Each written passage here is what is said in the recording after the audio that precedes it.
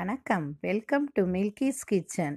இந்த வீடியோவை பார்க்கறதுக்கு முன்னே லைக் பண்ணுங்கள், ஷேர் பண்ணுங்கள், சப்ஸ்கிரைப் பண்ணுங்கள்.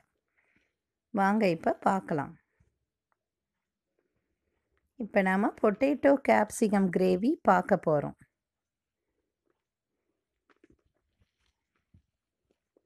தேவையான பொருட்கள்: மசாலா பொடி ஒன்று ரெடி பண்ணிக்கலாம்.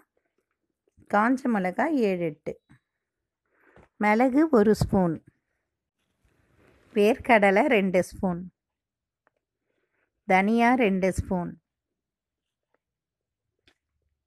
ஜீரகம் 1 ஸ்பூன்,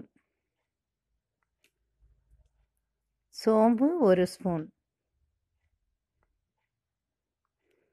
அடுப்பில் கடாயை வச்சுட்டு மிளகாவை நல்லா வறுத்துக்கங்க. மிளகாய் வறுபட்டதும் தனியாவை போட்டு நல்லா வறுத்துக்கங்க.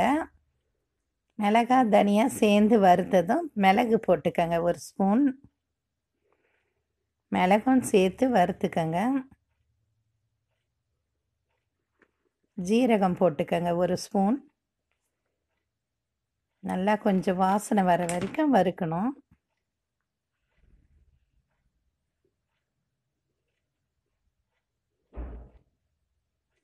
சோம்பு 1 ஸ்பூன் போட்டுக்கங்க. வேர்க்கடலை 2 ஸ்பூனு எடுத்து போட்டுக்கங்க. அதையும் எல்லாத்தையும் சேர்த்து வறுத்திங்கன்னா நல்ல வாசனை வரும். இது கிரேவி மசாலாவுக்கு. இது ஆற வச்சு மிக்சியில் போட்டுக்கங்க, பொடி பண்ணிக்கங்க. கொஞ்சம் கரகரப்பாக பொடி பண்ணிக்கங்க, ரொம்ப நைஸாக வேண்டாம். வெங்காயம் 3 எடுத்து கட் பண்ணி வச்சுக்கிட்டேன். பச்சை மிளகா 3, தக்காளியை பொடியாக நறுக்கி வச்சுக்கோங்க நீல வாக்கில், ரொம்ப பொடி வேண்டாம்.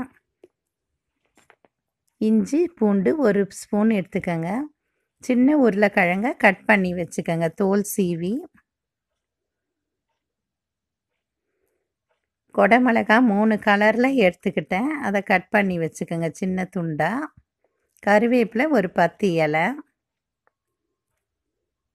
மிளகு ஜீரகம் தாளிக்கிறதுக்கு. ஃப்ரை பேனை வச்சு எண்ணெய் கொஞ்சம் ஊற்றிக்கங்க, 2 ஸ்பூனு.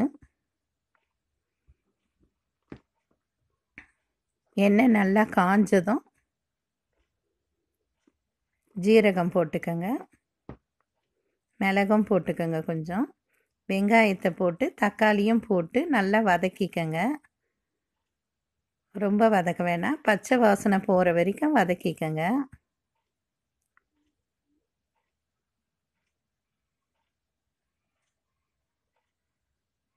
கருவேப்பிலையும் போட்டு வதக்கிக்கங்க. வதங்கந்தம் ஆற வச்சுக்கங்க ஒரு பிளேட்டில்.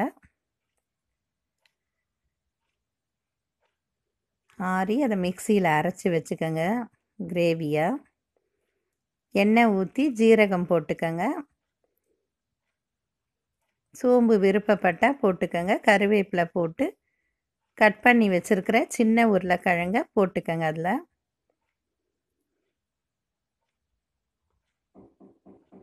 சின்ன சின்ன துண்டாக இருக்குது, அதை நல்லா வதக்கிக்கங்க. இது வேக வைக்க வேணாம், வதங்கினாலே வெந்துடும்.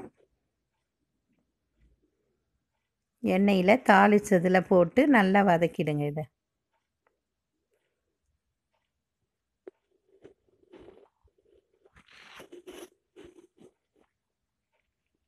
சின்ன உருளைக்கிழங்கு முழுசாக போடுவோம்.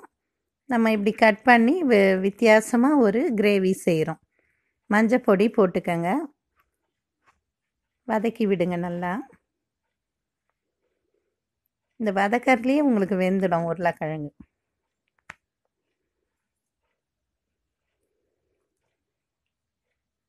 கலர் கொடமிளகாவை போட்டு வதக்கிடுங்க, கட் பண்ணி வச்சதை. உருளைக்கிழங்கு கலர் கொடமிளகா சேர்த்து நல்லா வதங்கும். உப்பு தேவையான அளவு போட்டுக்கங்க. இது ஒரு டிஃப்ரெண்ட்டாக இருக்கும், இது பார்க்கறதுக்கு அழகாகவும் இருக்கும், கலர்ஃபுல்லாக. மூடி வச்சுடுங்க. இதில் வெந்துடும் கொஞ்சம். உருளைக்கிழங்கு வெந்துடும், கொடமிளகாவும் வெந்துடும். அரைச்சி வச்ச விழுதை ஊற்றிடுங்க. தக்காளி, வெங்காயம், கருவேப்பிலை பேஸ்ட்டு அரைச்சோம்ல, அதை எடுத்து ஊற்றிடுங்க. மிக்ஸி கழுவி கொஞ்சம் தண்ணி இருக்கும், அதையும் ஊற்றிடுங்க. ரொம்ப தண்ணி வச்சு இது பண்ண வேணாம், இதுவே போதும் தண்ணி. அரை டம்ளர் தண்ணியை மிக்ஸி கழுவி அதை ஊற்றுங்க. வதக்கறதுலேயே வெந்துடும் நமக்கு, அதனால் தண்ணி நிறைய வைக்க வேண்டாம். நல்லா கலரி விட்டுக்கங்க. இது குருமா மாதிரியும் இருக்கும், கிரேவி மாதிரியும் இருக்கும். உப்பு போட்டுட்டோம். ஹோம்மேட் மிளகாத்தூள் கொஞ்சம் போடுங்க, காரம் வேணும்னா.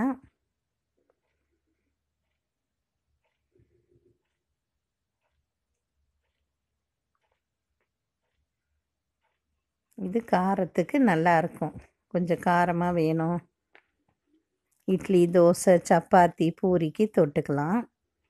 நல்லா சுண்டிடுச்சு பாருங்கள் தண்ணி. கிரேவி மட்டும்தான் இருக்குது. நல்லா கலரி விடுங்க.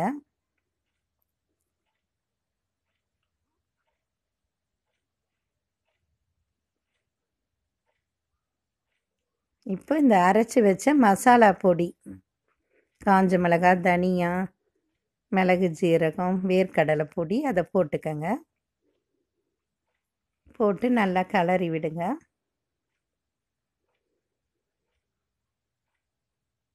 ரொம்ப நல்லாயிருக்கும் இது டேஸ்ட்டாக.